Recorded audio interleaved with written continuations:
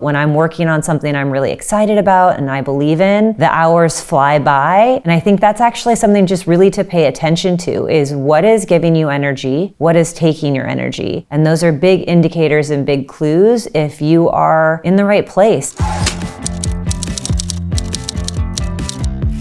What brought you to Oregon State? Well, I am born and raised in Portland, Oregon, and I grew up in a household of volleyball coaches, which meant I played from a very early age. When I got to be in high school, I knew I wanted to play in college, and I knew I wanted to play at an institution that was part of a conference that was competing at the highest level. Oregon State offered that. And then the triple check was to make sure that educationally they also offered what I wanted to study, which was international business. And it's got a great program, so it checked all the boxes, and I said yes. Did you have any mentors at Oregon State? Yes. So I had an amazing professor in the College of Business. His name was Hal Koenig. He's now retired. But Hal did a phenomenal job of really engaging with me when I was a student. He was leading a statistics and insights course at that time, and I was just really fascinated with understanding consumers. So we had a connection during school. But he did such a phenomenal job of post-graduation, checking in, and really just genuine curiosity in what I was up to, and offering words of advice and encouragement in terms of how to be more successful and more curious as I was finding my way through the marketing organizations at various companies I've been at. When you graduated from OSU, did you have a clear vision for your career? I had a clear vision of what I wanted to do, and it was not right out of the gates that I was actually able to get my foot in the door and achieve said vision. Again, growing up in Portland and being an athlete, I had my eyes set on working at Nike from a relatively early age. They had an internship program which I applied for and was rejected 2 summers in a row, and really looked for some feedback. And that feedback was, hey, you don't have a whole lot on your resume. You're a college athlete and you're a team captain, but in terms of professional experience, we're looking for a little more. And so I spent those 2 summers that I was not accepted looking for other opportunities to build out some things that I could credibly speak to when I gave it my 3rd try. So I did an internship with Nordstrom, which was a marketing future leadership program where you worked part-time retail, but then you were also in a corporate setting. And I also spent a summer dabbling in journalism at Fox Sports Northwest. And both of those experiences actually gave me enough for my 3rd application to Nike to get my foot in the door through the internship program. So I had a clear view of what I wanted to do, but the path was not an easy one and took a lot of tenacity and resilience to continue to go after what I wanted to do.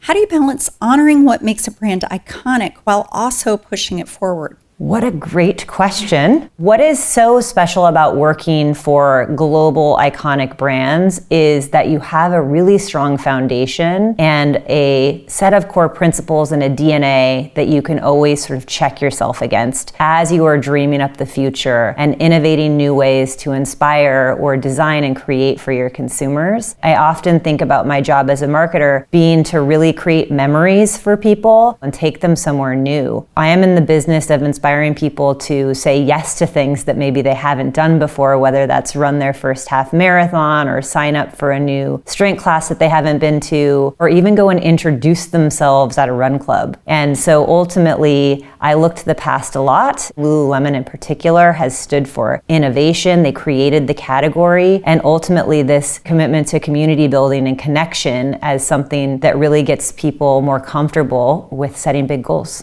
How has your definition of success changed over time? My definition of success early on was really about achievement. And I think that again comes from me growing up in a sports environment and winning games. You win or you lose. And I think as I have entered the workforce, matured, gotten married, I'm part of a family, you really start to recognize that success is about being fulfilled, living a life of purpose, feeling like you're contributing back to those around you and to the communities that shaped you, and ultimately being really engaged with how you're spending your time. What beliefs have you had to learn or unlearn about yourself to grow into the leader you are today? I think that I have learned over time to really accept and get comfortable with who I am authentically, as opposed to who I think others need me to be, especially in a professional setting. I would describe my style as casual, and as a result, I think I may come off a little less polished than what you would imagine a chief executive at a Fortune 500 company to be, but I actually think that is part of what I've now accepted as my superpower. I have an ability to connect with people on a real authentic level. I don't need to lean into jargon and really just let my personality, my ideas, and my leadership style shine. And that is something that I had to learn and get comfortable with. What's your advice for people who want to build a career that they love? One is to really get clear on what lights you up. What are you passionate about? And that could be both in skills and capabilities sense of the word, but it should also be around this idea of purpose. And what do you want to wake up every morning and spend your time thinking about and working hard on and staying up late with other people to solve problems around? I think it's really important to write that down and to really look for opportunities where you can connect your passion with what your work is. And I know that that is probably sounds very privileged to say that, but I think it's really important to continue to revisit those goals. I think you evolve over time, your passions change, but ultimately I do think that there is a lot of opportunity to connect the dots between what you love and what your work is, and ultimately just stay really, really focused and yet really, really open to what this journey is going to offer up to you. Was there ever a moment when you questioned if you were on the right path? As I mentioned, I had a really difficult journey getting into my first role at Nike. And I can remember, I have a very vivid memory of, I think it was my second rejection, like calling my mom and being hysterical and not knowing what I was going to do with my life. And I think now reflecting back on that moment, if I could coach my younger self, it would be to sort of set my expectations a bit broader. I've since had a mentor tell me, a person can say no to you for a specific job, but a person cannot say no to you, again, about what you're passionate about and what you want to get after. So I think setting a big, broad goal that could be met through lots of first steps is something that I think really resonates with me now, having gone through what I've gone through to get to where I am. And a final question. What's your advice for graduating seniors? If I had one parting thought, it is just to gear up for a wild ride. It is not going to be easy. It wasn't when I came out. It's not going to be now. But I think if you just stay focused on your goal, you stay flexible, you stay open to opportunities, you rely on those around you, you will get to a place that you want to be. It might not be right out of the gates. It might not be the first job, but everything you do is shaping ultimately the candidate that you will be for your dream job.